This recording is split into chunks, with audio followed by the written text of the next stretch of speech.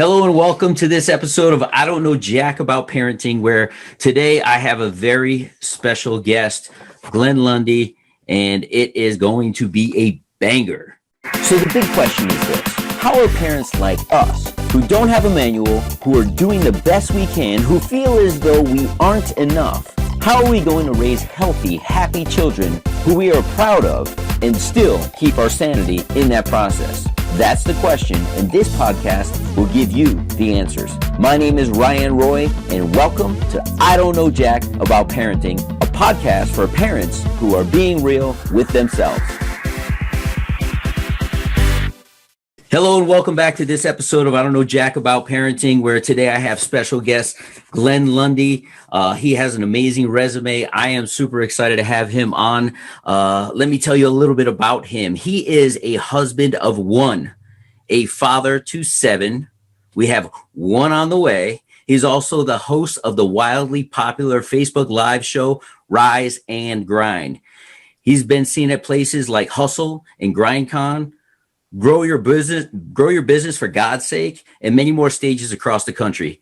Glenn has been spotlighted on ABC, NBC, and CBS, and is an expert in dealership culture development and dealership training. With 20 years experience in the automotive industry, Glenn led a dealership from 120 cars a month, to listen to me, to an 800% increase in sales in just 5 years, becoming the second largest used car franchise in the country. His unique style makes him one of the most coveted GMs in the business. Glenn has a unique ability to help identify the areas for growth in your store and teach creative ways to invoke your dealership spirit. With a background in sales and finance, he uses his skill sets to create growth, as well as tapping into the mental side of human development. Glenn, welcome to the show. Thanks, Ryan, man. I appreciate that. I'm gonna need you to teach my kids how to read that every time I walk in the door, man. Just they need to read that bio, man. That's what's up. It fires me up because the whole reason I'm excited to have you on the show is because you are a father of 7. Yeah. 7.2, 7.3. We're somewhere along this process, yes, right? Sir. Which is always exciting. So when I read that bio, and I know there's so much more that goes into it, right? At the end of the day, people are going to say, wow, he is extremely busy, right? And I don't like the word busy. I like productive, sure. Right? He's a productive guy. How do you find the time as a parent to really pour into your little ones? Yeah, man, I don't like the word busy either. And the word productive is a much better word. And a word that I like to use is intentional, right? The key that I have found in my life that seems to work to be able to, we're basically growing 2 businesses rapidly, raising the kids, got to pour into the wife, all of those things. So the key to me is I've been able to figure out how to really compress time and just be super intentional with my time, intentional with what I'm doing with the kids, intentional with what I'm doing in business, intentional with my time with my wife. I think when we have focused attention and not just wanderless, no direction type time, it tends to really compress time where you can get more in and you don't ever feel busy or anything like that. You feel very rewarded at the end of the day. Yeah, the word that comes to me as you say rewarded is if I were to put a word in your mouth, is fulfilled. Yeah, right. There's a sense of fulfillment in there because, as you said, it's intentional. So let's talk about that, because you do motivational stuff. You do success trainings for people, but I always say, how you do anything is how you do everything, right? So you take those same success principles that you use to build car dealerships from, 800% growth over 4 or 5 years. And to empower people with these principles. So give me 1 or 2 basic principles of success that you could use an example in your parenting style. Yeah, so the first and most important success tool, I believe, is your morning routine. So the morning, the way you start your day is by far the most crucial element of success from what I've seen, what I've read, what I've studied, and what I've experienced. And so I actually wrote a small little ebook about it. It's called The Morning 5. It's the number 5. And if you go to themorning5.com, you can download that ebook for free.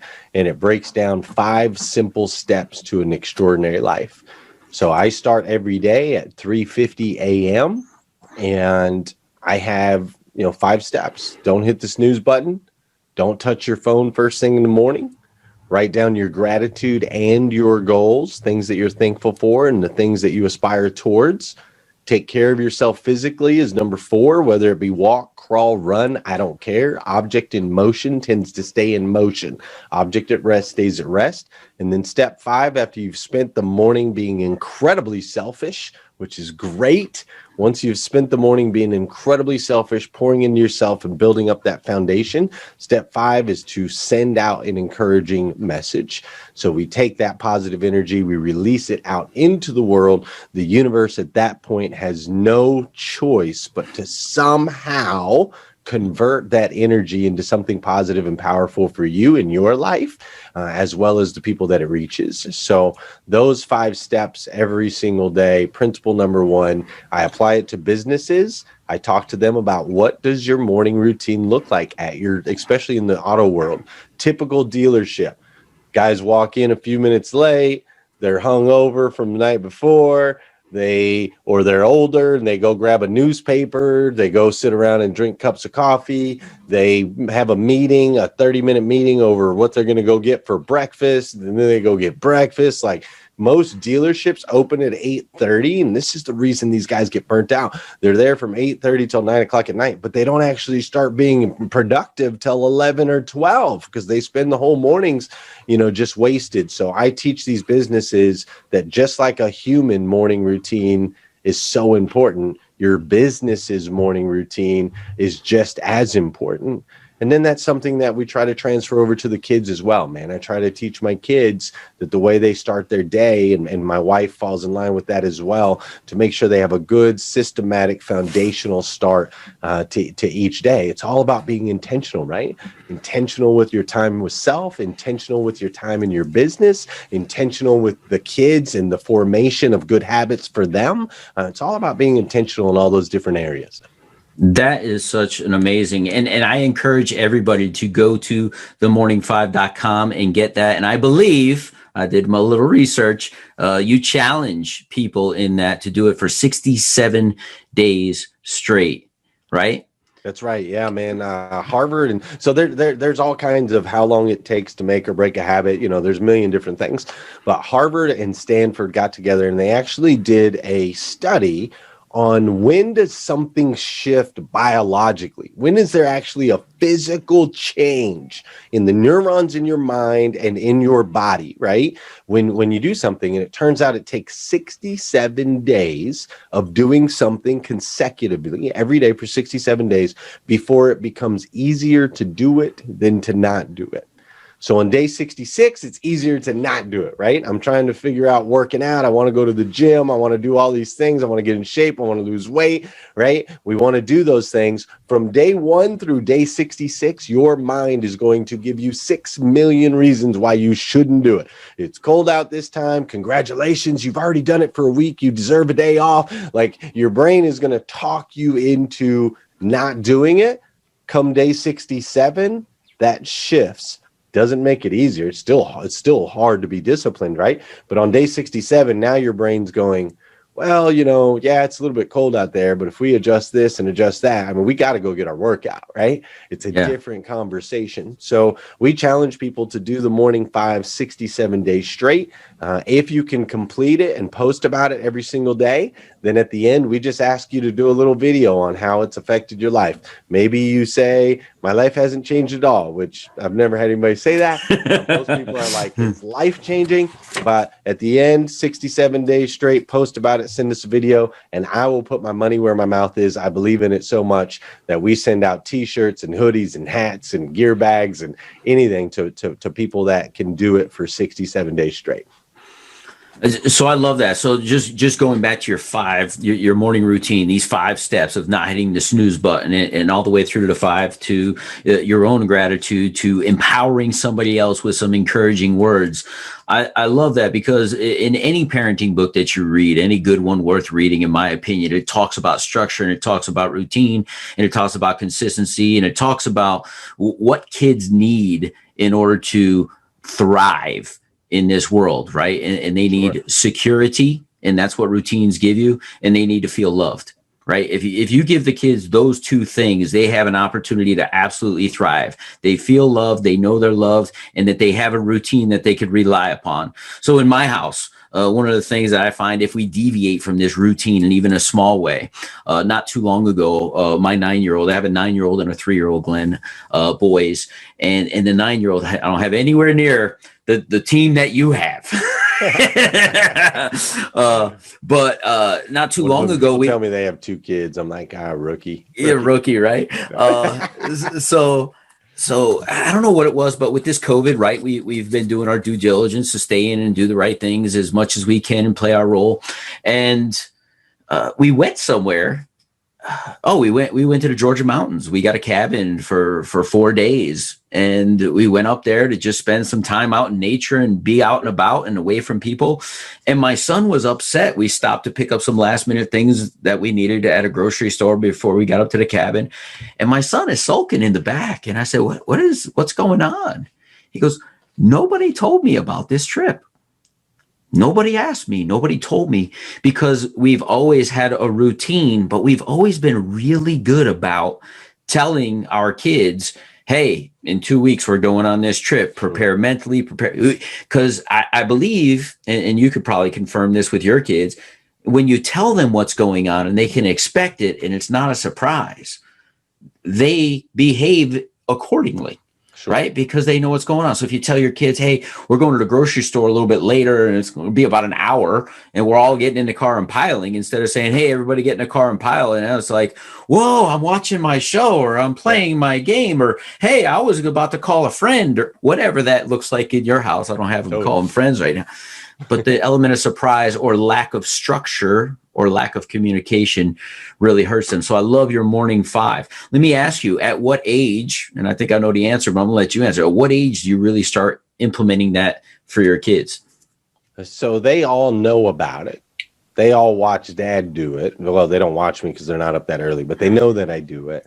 And every year for Christmas, I get them a new planner, the hashtag Rise and Grind planner, this big old guy right here that breaks down those 5 steps. And so I give it to them every year, and whether they do it or not, I don't force them to do anything. And so Savannah tends to do her morning routine more often than Joel does.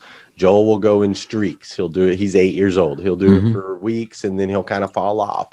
Willow's 6. She can't fully write and spell 100%. She can, but she does the best she can. Some days she doesn't, some days she doesn't, or some days she won't. So in answer to that question, it's really each individual kid is going to take to it when they take to it. Our job, I believe, as parents is to set up a couple of guardrails there, like you said, make sure they're safe.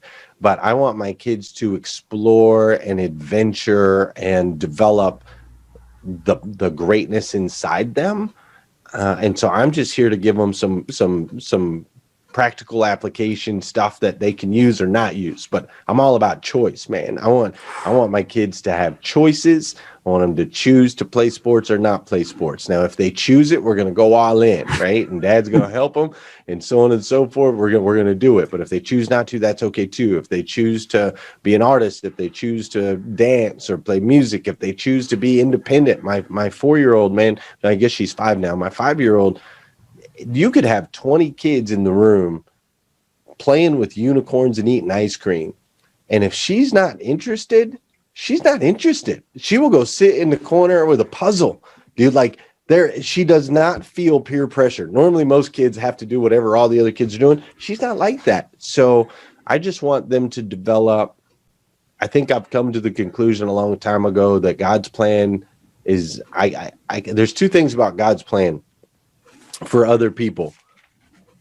The first is I'll never know exactly what that is. I just know that it's good. Right? I don't know what God's plan is for my children. I just know that it's good. Cool. The second thing is I know that I am not powerful enough to keep them on course or knock them off it. Right? No matter what, no matter how powerful we think we want to be, ultimately, I'm not going to be able to screw my kids up, and I'm also not going to be able to put them on a path to success. I can just teach them what I know, and then God and them being a child of God, he will then use that however he plans on using that to take them on whatever path they go on. Amen, my friend. I mean, as you're saying, that's giving me goosebumps, because my 9-year-old is that same kid. Just yesterday at school, as they've gone back, we've had choice to go virtual, or we've chosen to go back. And yesterday was pajama day. Right. So he got up in the morning and he says, I get up, I don't wear my pajamas all day. Right. So, Dad, I don't want to wear my pajamas. I said, well, you go and do what you need to do. That's right. So he came home and he says, a couple of kids made a comment like that I was weird for not wearing pajamas. I said, well, how did that make you feel? He goes, I don't really care, but I don't understand why they think I'm weird. They're the ones wearing their pajamas at school all day long. I said, and I love that about him. I said, as long as you're good, right? I want you to feel good going to school. And if you felt good in your pajamas, we put you in pajamas. Right. If you want to go in pajamas tomorrow to make them really think you're weird, right? Then let's do that, because that's what makes you comfortable, because ultimately you're your own unique individual. And just like you, if my kids want to play, I'm a big football fan, as we discussed in the pre, right? And I love my Cowboys, and I played football, and my wife, she saw a kid when he was about 5. We were at another birthday party catching a football. And she goes, how come he doesn't know how to catch a football? I said, he hasn't picked one up. He knows I love it. Right. I said, I'm not forcing anything upon him. If he wants to pick up a football one day, I will be beaming, right? Because it's one of my passions, one of my loves. But I don't want that for him. I don't want him to think that he needs to do that to satisfy any of my desires. The only desire I have is that he's happy. And going back to sports, I always tell my son, and I just share this with you as a parent, right? Because you could probably relate.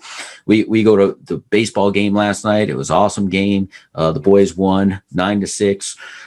And we say the same thing before every practice and every game. I said, we have 2 goals, because we're always goal oriented, right? And we're always creating a structure, and we're creating intentionality. I said, what are our goals today? He says, is to have fun. I said, fantastic. So we're going to go out and have fun. What's our second goal? I said, and the second goal is always to give 100%. And if you go out and you have fun and you give 100%, I always follow it with, it doesn't matter what the scoreboard says, you're a winner. Right. Because you will have grown. So I love that you're talking these principles, because they're just basic success principles for life. I think right now, too, it's kind of crazy, man. I hear a lot of people that are like, because COVID, it's just been a crazy season. And so I hear people that are like all freaked out. I can't do this homeschool thing. Like we got to get them back in school. They're not letting us go back to school. I got a friend that has been picketing out in front of the school every day because they just want their kids to be back in school. They don't feel like they can do it, so on and so forth. And so I just want to challenge people, in this season, like, dude, I am telling you, you cannot take them off of God's path. Like, 1 year of not going to school is not going to screw your kid up for the rest of his life. Hallelujah. Happen, dude. It's not. There's nothing that you can do that's going to keep that kid from its ultimate destiny. Like, that's just, I rest in that all of the time. I rest in that because I used to, I lost custody of my 6-year-old, or she's now 21, but when she was 6, I lost custody of her for 8 years. I wasn't in her life, and I used to just beat myself up so badly. I made a lot of poor choices, made mistakes, lost custody, felt a lot of guilt, a lot of shame, and so on and so forth. And I had to finally just come to the realization, dude, she's a bright, brilliant, incredible human, and she loves me, and we've reconnected now. We've been reconnected for 7 years, and we're still growing the relationship. Of course, it's not, this amazing father-daughter relationship or anything like that. But she's walking the path that God has for her. And part of her path and her story was that she didn't have her dad for 8 years. Right. Yeah. And that's okay. Like you know what I mean? Like, it's not okay. I'm not saying don't go be a dad. I'm just saying, like, here it is looking back. She's okay. She's all right. So, and that was 8 years without her dad, you know? So 1 year of you homeschooling your kids, they're going to be okay. I promise. You know, it's like you said at the beginning, just make sure they're safe and they know they're loved. Like that's the big thing. And I think systemically over time, somewhere, parents got it in mind that they're allowed to relive their lives, you know, through their children. This is like their opportunity to do that. And so systemically, we've created, you know, this is why I think the stat, it's gone down now, but the stat used to be like 78% of kids went into the same field as their parents. Oh, wow. Like the same field of work. Like, it's just a systemic thing. Like, okay, dad was a factory worker, I'm a factory worker. You know, mom was a stay-at-home, I'm a stay-at-home. Or mom was a nurse, so I'm a nurse. Mom was a lawyer, I want to be a lawyer, right? Like, it's this systemic thing. And because of that, we've really created this huge gap in the haves and the have-nots, right? So we have everyone that's following. We've basically created generation after generation after generation. We've created generations of sheep that are just kind of following because we impress it upon them. You know, we're taking the football and sticking it in their hand when they're 6 months old. Like, hold this football, son. You're going to be the greatest football player ever. And we've got them out there running, and we're just planting these seeds, and the kids are so incorrigible. Like, they don't, you know, they just like don't even know any different. And so then they end up following versus leading, and they become afraid to lead because they don't want to disappoint, or they don't want to, you know. And so I think it's a systemic thing. I think if more parents would just step back a little bit and let them explore. T.D. Jakes talks about this great. He says that there are seeds in our children. And our job as parents is when we identify a seed, then we're to water and nourish that seed appropriately. Once it's identified, it's not our job to plant the seed, right? God plants the seed. We just need to identify it, nourish it, and let it grow. So, you know, my daughter Savannah, for example, she's a showman. She loves to create and invent, and she loves to put on performances. So she'll dress up all the other kids in the house, and she's the MC, and she's got her microphone, and she stands there, and she does really well in dance. She loves the stage. Like, she's a showman, man, and she's a leader. And so we just try to pour into that. I'm like, hey, Savannah, go create, you know, something for my show, or go create something for the kids, you know, create a new game, create a whatever. Like, that's her jam. So we feed that. And my son is a worker. Dude, he loves to work, man, any opportunity we can get. So we feed that. So we have ducks, and he's the one that takes care of the ducks, and he's got a turtle tank and frogs, and he takes care of that. And, you know, when dad's doing stuff in the yard, Joel comes out and he likes to, you know, and if you ask him right now, he's 8 years old, and you say, Joel, what do you want to be when you grow up? He'll tell you he wants to be 4 things. Wow. He wants to own a car dealership. Okay, I can understand where he might have picked that up. He wants to be a farmer, right? Because he loves farming. He wants to be a preacher, and he wants to own his own house cleaning service. Those are the 4 things, right? And I see where he gets that, because when he walks around our house, he cleans his room before he ever leaves the room. Like, he likes things to be clean. Mm-hmm. He likes to do the farm stuff, right? And he loves God like no other kid I've ever seen. He's very, very spiritual, to the point where he scared us when he was young, because he was like 3 talking about going to heaven, and we're like, whoa, bro, like, not yet. What's the rush? What's the rush, bro? Like, I mean, heaven's cool, but we'd like to spend a little time with you here, if that's okay. And then of course, you know, he loves cars, you know, because I bring home some cool cars and stuff like that. So, but once you see those seeds, man, just fertilize it, nourish it. Don't plant the seed, grow the seed. Man, that is again so awesome to think, and I think that's what our job is also as parents. And as you say it, I start thinking about the things that my little ones are into and how we water those seeds. And you know, my son's really into as some kids are, video games. But when he got into it, I said, listen, here's the thing about life. You could either be a producer or a consumer. And if you're going to play these games, we need you to produce. So he likes watching these other guys play. I said, teach someone else what you're doing by recording it. Let's get a YouTube channel. Let's do it. But then he started in these games. He learned how to code. Right. And he's researching code.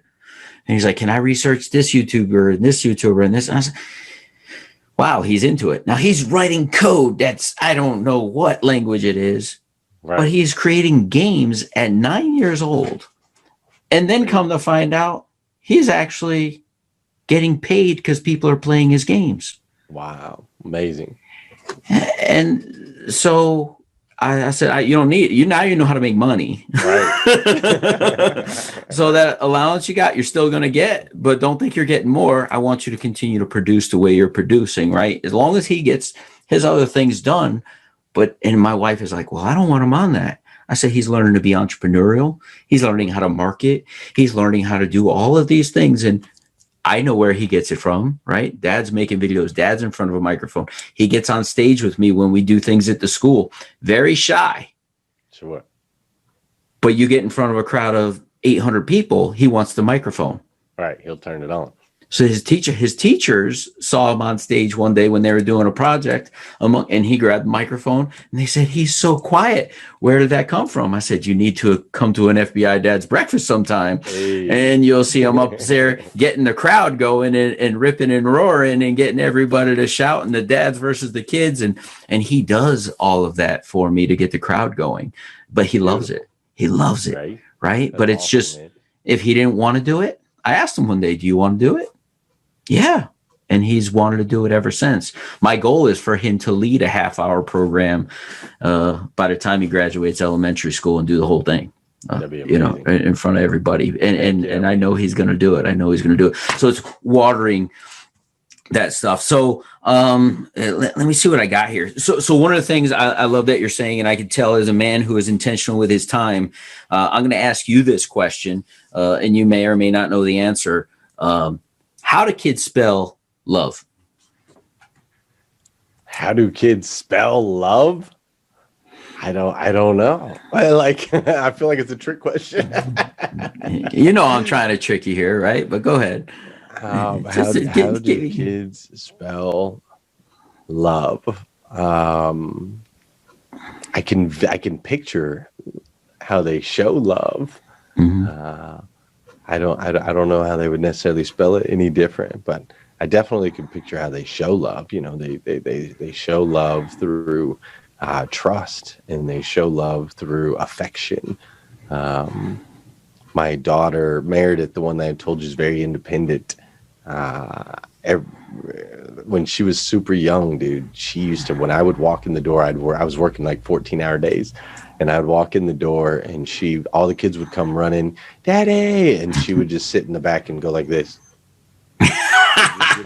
She'd give me a thumbs down. She's giving you the truth, right? That's her truth. Dude, she gave me the truth, and she did this for a good year, dude, over a year. Every time I'd travel, every time I'd work a long day, just thumbs down, and it broke my heart.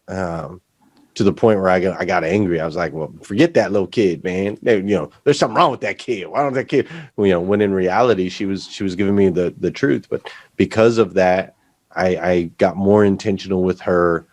Things shifted with my career and so on and so forth.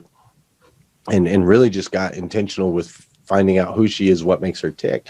And fast forward, now I walk in the door, and she gives me a thumbs up, and I know that's her way of showing. She's like, I love you, dude. Like, you're doing good for me. You're giving me what I need. And I think that's what it ultimately comes down to is kids will love those that are serving them with what they need as individuals.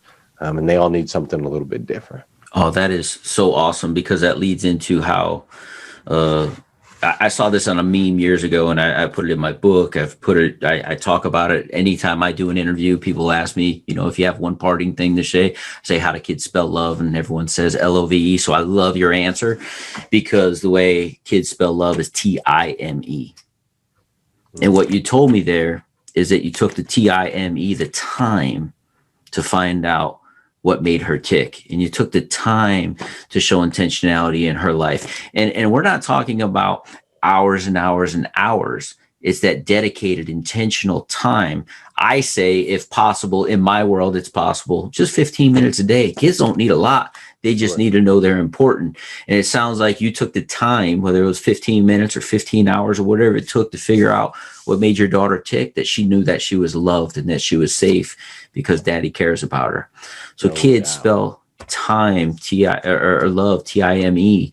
And I think sometimes people get that construed of, well, I brought him to the movies and we spent 2 hours. You didn't spend 2 hours. You stood into a screen for 2 hours, and you bought some popcorn. But kids don't need the screen time. They don't need that. They need our dedicated, intentional time. So I love that you use intentionality with it. Did you want to follow up? It sounds like, did you want to add anything else to that?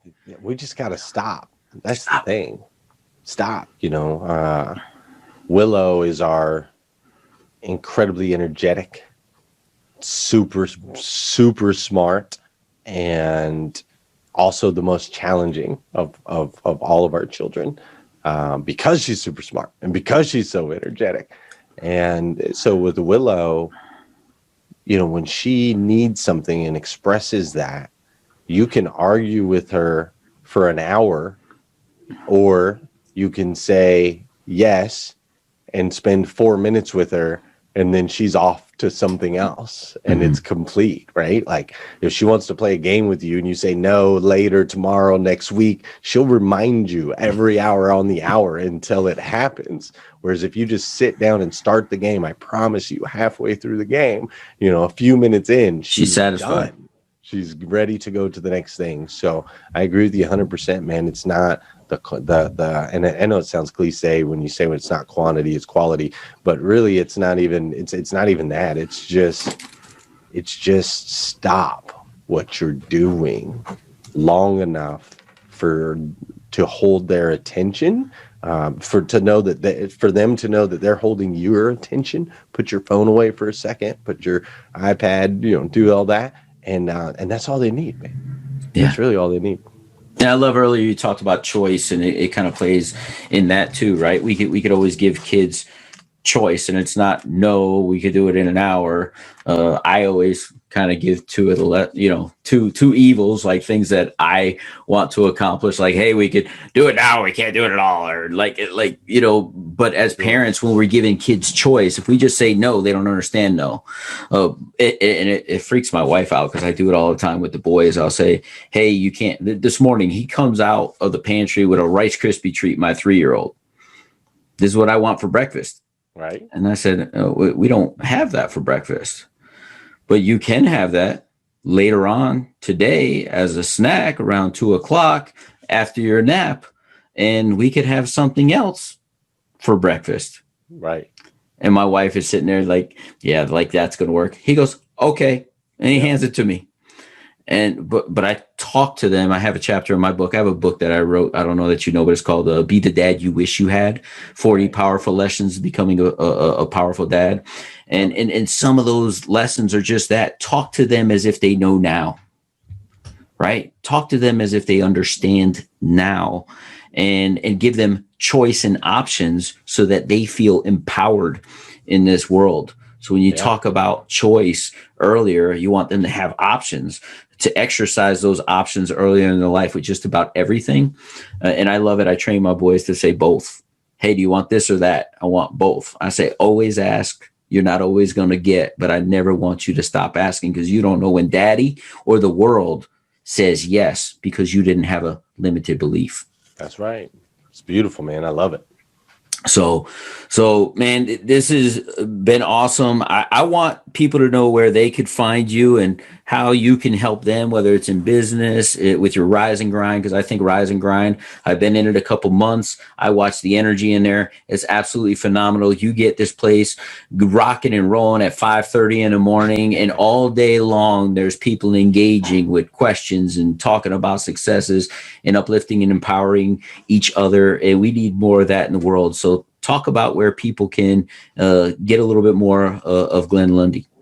Yeah, so the easiest thing to do, if you go to glennlundy.com, it links to all my stuff, right? All my social, the Insta, the LinkedIn, the Facebook, all this stuff. But we do have the group that you're referring to there, the hashtag Rise and Grind group on Facebook. And that group is filled with nothing but motivation, education, and inspiration. You're not going to find any politics in there. You're not going to find any division. You're not going to find anything like that. Motivation, education, inspiration. We have a huge team of moderators that make sure that it stays clean. And it's just been amazing. It's literally, as far as I know, it's one of the only groups on Facebook that not only is a safe place like that, but we also do things offline. So the Rise and Grind group as a whole, we've raised, I guess since we started it 2.5 years ago, we've raised around $700,000 for different things, helping people with cancer, getting homeless people off the street, supporting the battle against human sex trafficking. We raised $400,000 in 24 hours for that. So we do a lot of things offline. It's not just a Facebook group. It's not just a bunch of memes and high fives. It's real relationships that have been developed over time, and we're continuing to develop. And we would love more and more people to come join us. It's one of the best things about being the virtual world that we're in, is there's always room for one more. So we would love for that person to be you. Come join us, and would love to connect.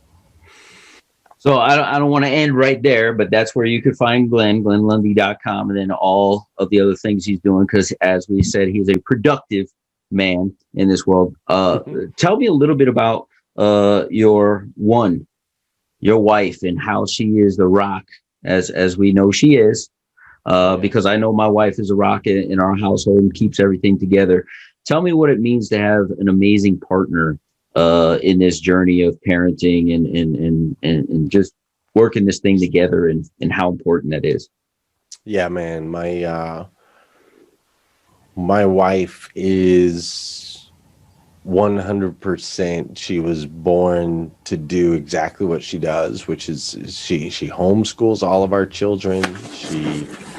She's pouring into the children. She's teaching them good habits and using biblical principles and all of those things. And she's just so special, man. Like I remember we were laying there, because we're so opposite, man. I want to travel everywhere. I want to see the world. I want to speak on stages. I want to be in front. I want to be, I want spotlights, and I want to empower people and inspire people, motivate people. And she's like, leave me alone. I just want to be in my house with my ducks.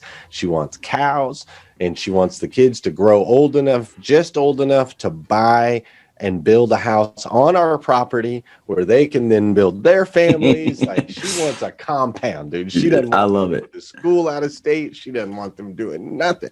Like, we're so opposite in that sense. I remember laying there asking her, honey, if money was no object, time was no object, you could teleport to anywhere on the planet to experience the greatest experience that you could possibly have, where would you want to be? And she thought about it for 5 minutes and was like, right here. I don't want to go anywhere. Like, she's so 100% content in where she is and the gifts that we've received, right?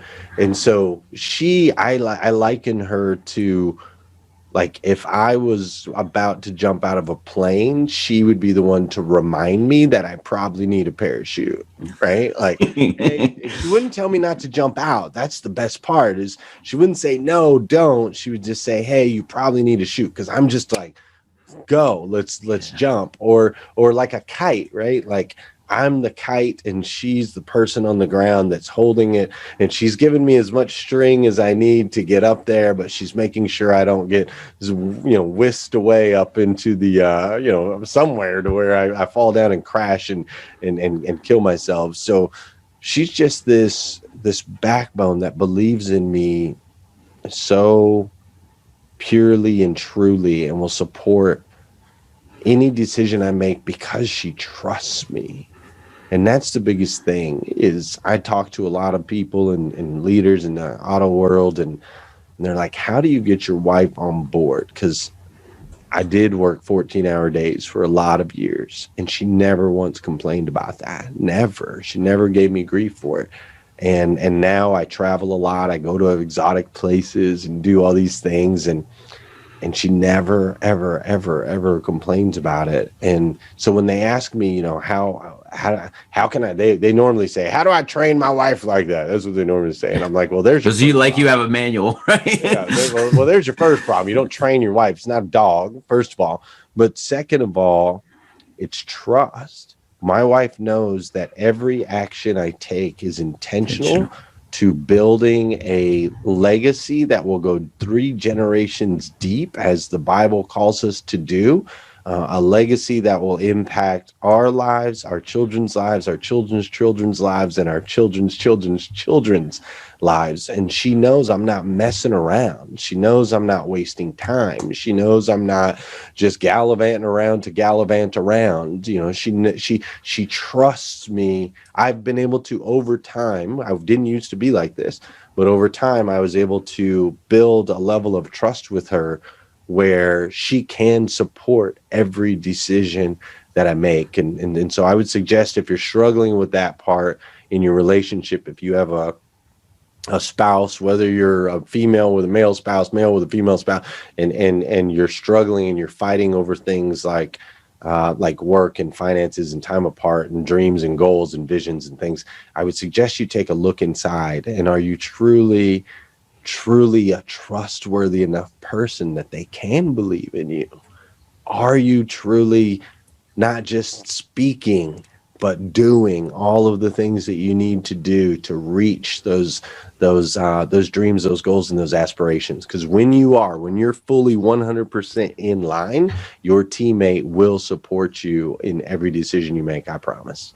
Man, that is so awesome. When I hear that you guys are opposites, I think of your kids, and what comes to mind is balance, right? They get to see these two opposites, and they get to see what these two unique life choices and lifestyles, like you want to be everywhere and she wants to be here, and what that brings and how that's going to make them so well-rounded. And I love what you said about your wife when you asked her where would she go if she could teleport anywhere, and she says, I want to be right here, because that means she's present. She's present with self. And you use the word content. And for those, don't know the definition, if you just look at the definition of the word content, it is the state of being happy. That's right. And I think so many people don't understand what happiness is for themselves. They haven't defined that. They think contentment can be boring, right? Sure. But it's so powerful that you have created that over time, right? Let's go back to that word time. This trust was built through time, like any relationship was built through time. I call this a microwave society. Everybody wants everything right now. Yeah. And I say there's two things in life, in my opinion, this isn't written anywhere, that we cannot force, that we cannot speed up. And I think that's building a career and a foundation for a career. We just can't speed it up. You're not going to get insta career. And the relationships in our life don't get built in a day. But on that note, the trust can be broken in a moment. So be careful with all of your decisions, with the relationships, all relationships in your life, and make good those good decisions as often as possible. Man, Glenn, brother. We're just going back and forth. It's just the energy, man. You're such good energy. I'm so grateful that we have met, that we have connected. This is going to be an awesome episode for the viewers. So everybody out there, I tell you every episode, I'm going to remind you again, I don't know jack about parenting. That's why I bring people on who have wisdom, of 7+ children on the way, one on the way, who have life experience, that have experiences that you could relate to, that maybe you don't relate to something I say, but something they say, because we are all going through this journey. There's no playbook to be a parent. There is no roadmap to be a parent, but living in true biblical principles and applying those in our life, I think is the best route we can go. So Glenn, thank you for being on today. Thank you for being the leader that you are. Thank you for being a leader in the community that creates other leaders. And thank you for sharing a little bit of your parenting journey with us and our audience. Yeah, man. I really appreciate you, man. This has been great. Thanks so much. Do you want to be the dad you wish you had? If so, go get my free book, Be the Dad You Wish You Had, at BeTheDadYouWishYouHad.com. Inside, you'll find my most effective 40 tips to quickly and easily transform yourself into the ideal dad. Go to BeTheDadYouWishYouHad.com now and get it while it's free.